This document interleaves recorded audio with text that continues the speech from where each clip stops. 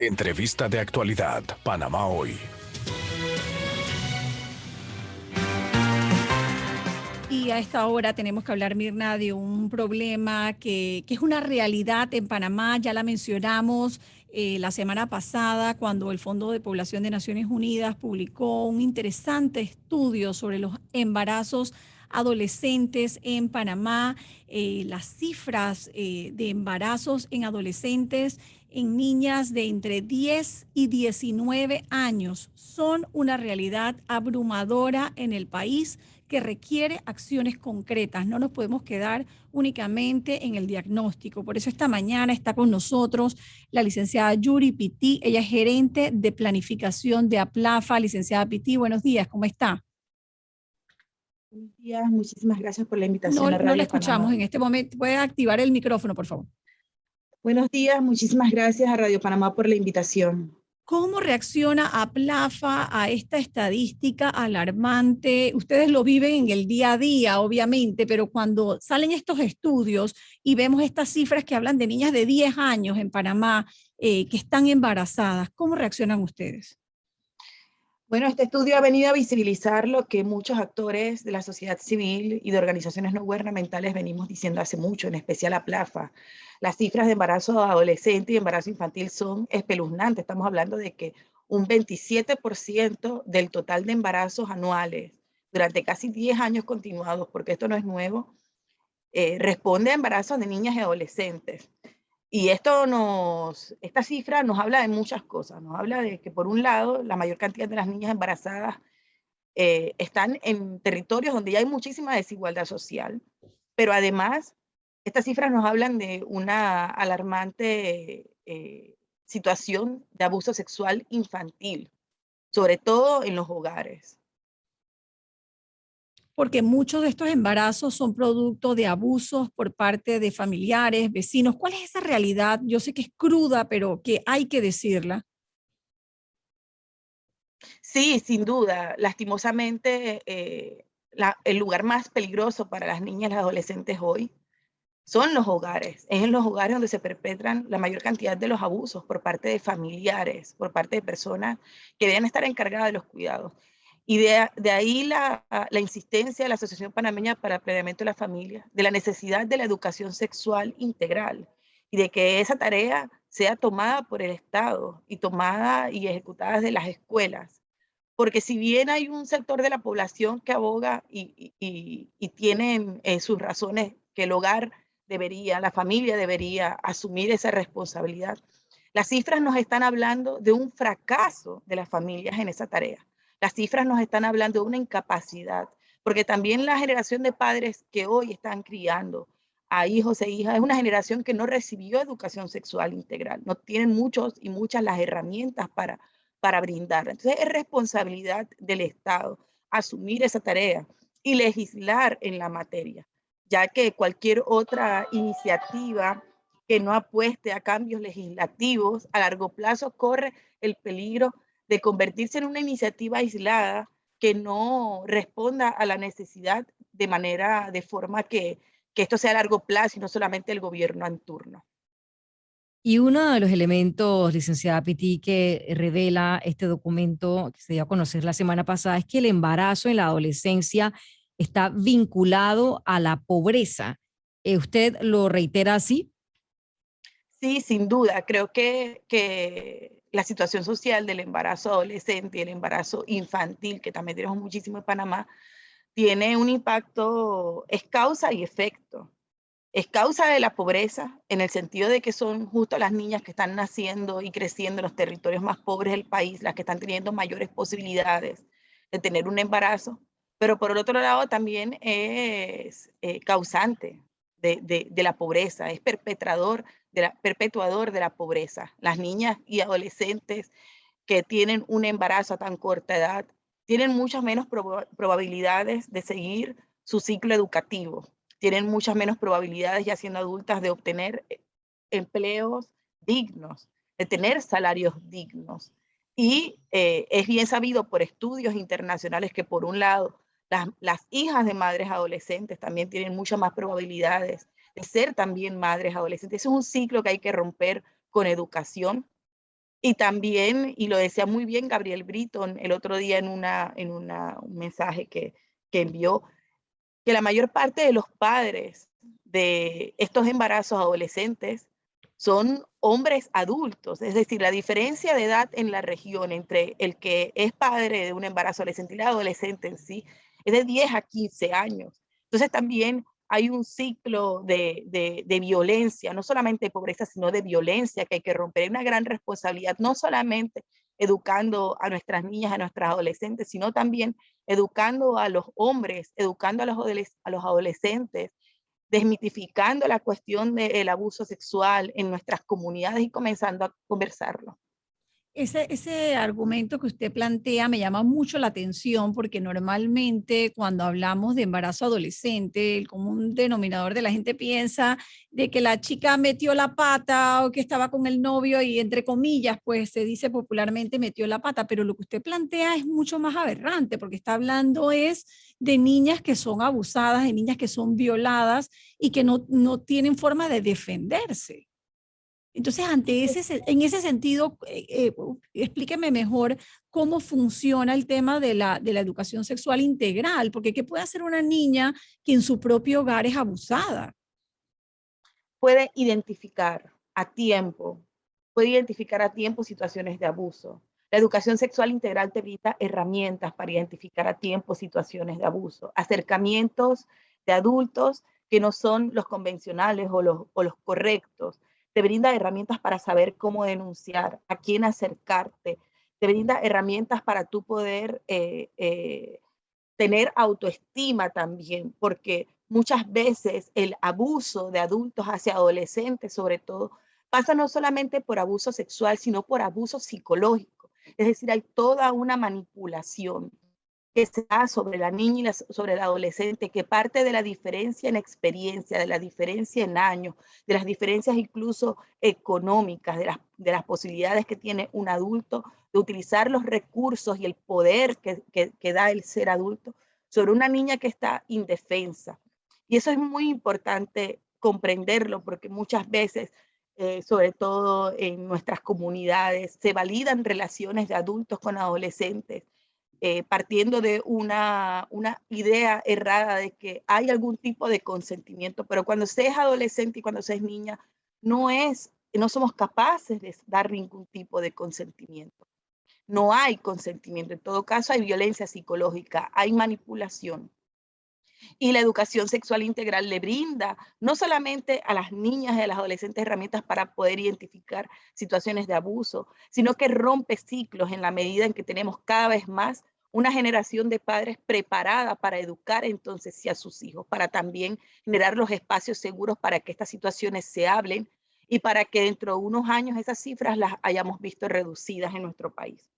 Y justamente hoy, Alexandre, lo comentábamos al inicio del informativo, es el Día Mundial de la Niña y del Adolescente, y las cifras que mostró la semana pasada Naciones Unidas realmente son muy preocupantes. Ahora, usted menciona también el tema, licenciada, del embarazo infantil. ¿Qué cifras manejan ustedes en cuanto a eso? ¿Desde qué edad ustedes están viendo niñas ya embarazadas? Nosotros no manejamos cifras de embarazo infantil, eso lo hace el Ministerio de Salud. No obstante, en un seguimiento que le damos a los medios de comunicación, las noticias que salen en Panamá, se han tenido casos incluso de niñas de 9 años con embarazos productos de violación. Y esto muchas veces se da en familias donde no es solamente ella la que es víctima, sino grupos de hermanas completas, primas, tías. Creo que en Veraguas durante los últimos años se han dado varios casos. Pero es importante tenerlo presente también. Es importante tenerlo presente porque muchas veces cuando se habla de embarazo infantil, cuando se habla de matrimonio forzado, de unión forzada, pensamos en otros países, pensamos en otros territorios y no somos capaces de vislumbrar que aquí en nuestro país, en una de las economías más fuertes de la región, en un país sumamente desigual, en nuestras comunidades están sucediendo situaciones de abuso en contra de las niñas, en contra de nuestras niñas. Y algo que también no quería dejar de mencionar es la necesidad de pensar también en cómo, si cada año estamos teniendo en promedio unos 10.000 embarazos de adolescentes, entre 9.000 y 10.000 embarazos en adolescentes, son 10.000 o 9.000 niños que cada año están naciendo en hogares que no están preparados para recibirles, de situaciones de abuso, de niñas que son niñas criando a otros niños y otras niñas. Y en 5 años son 50.000 niños y niñas que están naciendo en esta condición. Entonces, ¿quién se ocupa? ¿Quién piensa en esas niñas y esos niños? ¿Quién se asegura de respetar el derecho de estos seres humanos a nacer en hogares que están preparados para darles una educación, para brindarles seguridad, para educarles y para guiarles? Y eso también debe ser una preocupación país. Esto no solamente afecta a las niñas y las adolescentes, sino que afecta a estos niños y niñas que vienen al mundo en una situación no deseada. Y, y le quería preguntar, licenciada, ¿cómo cambiamos esa mentalidad? Usted habla que esto debe ser una preocupación país y que muchas de estas niñas vienen de padres de una generación que no recibieron ningún tipo de educación sexual, por tanto, no son capaces de transmitírsela a sus hijos. ¿Cómo cambiamos esta mentalidad? Estos son cambios que no se dan a corto plazo. En APLAFA apostamos por legislar en la materia de educación sexual integral. Es una urgencia, no podemos seguir aplazándolo, no puede seguir siendo iniciativas aisladas de los gobiernos de turno, que cada vez que se cambia gobierno nuevamente se inicia de cero. Se tiene que legislar en la materia y tenemos que apostar a que las generaciones de jóvenes y niños que hoy están en las escuelas y en los colegios recibiendo educación. En un futuro ellos van a ser padres, ellos van a ser autoridades, ellos van a ocupar puestos de tomas de decisiones, ellos van a ser educadores y necesitamos que esas generaciones cada vez más vengan educadas y preparadas para para ejecutar ese cambio social, que repito, no es a corto plazo. Por supuesto que en este momento hay una urgencia de campañas agresivas de prevención del abuso sexual infantil, de campañas agresivas de educación sexual integral, pero hay que legislar en la materia para que sea ley del país y para que las instituciones educativas estén en la obligación de brindar esa educación sexual integral, sobre todo a aquellos niños y niñas que no están teniendo familias y comunidades preparadas para hablar del tema. Licenciada Piti, usted como experta en el tema, ¿en qué hemos fallado? Y se lo pregunto porque sé que hay planteles educativos que sí dan educación sexual, son casos aislados, no es en todo el país.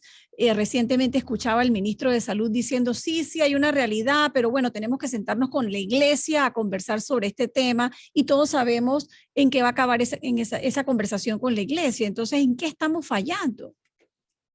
Hemos fallado como sociedad en nuestra capacidad de empatizar con quienes viven esta situación, de empatizar con nuestros niños, con nuestras niñas y nuestros adolescentes, y desde esa empatía poder dialogar. Hemos fallado como sociedad en nuestra capacidad de dialogar para llegar a consensos, para que no sigan siendo nuestros niños, niñas, adolescentes los que paguen esa falta de educación sexual integral. Y hemos fallado no solamente a nuestros niños, niñas y adolescentes, sino que hemos fallado a una gran cantidad de población que hoy no tiene salud sexual y reproductiva. Tenemos unas altas cifras de VIH además, o cifras de ITS. Durante la pandemia hubo una reducción considerable en la cantidad de personas que están recibiendo atención en salud sexual integral y están realizándose pruebas de VIH y de ITS. Y eso habla de un país que está atrasado, un país que no ha sido capaz de que las políticas sociales en materia de salud sexual y reproductiva caminen a la par del desarrollo económico que hemos tenido. Entonces tenemos que dialogar. La forma de asumir nuestra responsabilidad como país frente a estas poblaciones es dialogar, llegar a consensos y sobre todo ser capaces de empatizar, de entender las distintas realidades que tenemos en Panamá, que no todos nuestros niños y niñas están teniendo familias preparadas para hablar del tema, que la educación debe ser científica y que en la medida que es científica necesitamos gente altamente capacitada para brindarla. Ahora, licenciada, y yo sé que esa deuda de la que usted habla, la hemos debatido aquí en varias ocasiones. Esa deuda en cuanto a la legislación se refiere, legislar es una urgencia, bien lo ha dicho usted. Me gustaría que aquel padre que nos está escuchando en este momento y escucha esa realidad tan cruda de la que usted nos habla, qué hacer. Padres de todos los sectores sociales, ¿ah? Hablemos un poco de qué consejo pudiera darle usted. ¿Cuál es el acercamiento de un padre hacia su hijo adolescente, su hijo niño o niña, que está constantemente bombardeado por información a través también de las pantallas digitales, de las redes sociales? ¿Cómo hacemos ese acercamiento para que el padre le hable a su hijo también y lo eduque sexualmente? Primeramente, generar un espacio seguro. Para estos temas que impactan la vida de una persona para siempre, lo más importante es generar espacios seguros donde el niño, niña, adolescente se sienta en la capacidad de hablar, de conversar. Creo que en muchas ocasiones se piensa que educar en salud sexual y reproductiva es educar desde el miedo. Y el miedo nos aleja, no nos acerca. Y como usted bien lo decía, en una sociedad donde los niños, niñas, adolescentes están siendo hipersexualizados a través de los medios de comunicación, a través de la música, a través de las programaciones de televisión, a través de lo que ven en redes sociales. La sexualidad es algo que está allí presente todos los días. Entonces, lo que hay que aprender es a cómo conversar sobre ello desde el respeto, pero también desde la comprensión de los procesos. Porque los niños, niñas, adolescentes tienen curiosidades, tienen preguntas, tienen dudas, y es mejor que las podamos responder en los hogares y que usted como padre o madre o hermano o hermana mayor o tío pueda responderla desde el hogar y que no sea que el niño, niña, adolescente reciba las respuestas de formas inadecuadas. Hace unos años la discusión era el acceso a la información. ¿Cómo hacemos que las personas tengan acceso a la información? Pero ahora la discusión es que nuestros niños, niñas, adolescentes están creciendo con exceso de información, con una cantidad de información aplastante. Y la tarea de nosotros y nosotras como adultos y como adultas, como familiares, como organizaciones no gubernamentales, es generar en ella en ellas y en ellos el criterio para poder distinguir de aquella información que me permita a mí crecer, aprender de una forma sana, distinguir de aquella información que tiene fines de abuso, que tiene lenguaje no apropiado o que me muestra imágenes no apropiadas, de las cuales no estoy desarrollando mi criterio sobre mi sexualidad y mi reproducción de una manera sana. Y lo primero es generar espacios seguros. Asegúrese de que la información que está recibiendo su hijo o hija o el niño o niña adolescente que tiene cerca lo recibe de una persona confiable y que la información es científica y es veraz, y no deje esa tarea en manos de los medios de comunicación, en manos de las redes sociales y en manos de adultos que pueden tener no buenas intenciones. Y creo que eso es muy interesante, Alexandra, y pudiéramos invitar a la licenciada a hablar nuevamente sobre la hipersexualidad, que viene a través de diferentes formas, a través de redes, a través de la música, a través de la televisión, de los medios de comunicación, que también definitivamente jugamos un rol y un papel importante en todo esto que estamos enfrentando hoy día y que nos lleva a estas cifras asombrosas que nos mostraba Naciones Unidas, el Fondo de Población, la semana anterior. Gracias, licenciada. No sé si tienes otra cosa que No, nos yo pueda quería agregar. agradecerle a la licenciada Yuri Pitti, de verdad que Muy me ha interesante. gustado mucho la forma como ha planteado el tema, tiene una vasta experiencia, es gerente de planificación de APLAFA. APLAFA es una institución seria que tiene muchos años trabajando en Panamá sobre este tema. Me ha tocado hacer muchos reportajes con ellos a lo largo de los años y la verdad que la felicito, licenciada, porque el planteamiento suyo me parece muy atinado. Usted está hablando con dos periodistas que además somos madres de jóvenes adolescentes y que entendemos la importancia de abordar estos temas con la seriedad con la que usted lo ha planteado. Muchas gracias por estar aquí. Seguro vamos a volver a invitarla. Muchas gracias por la invitación.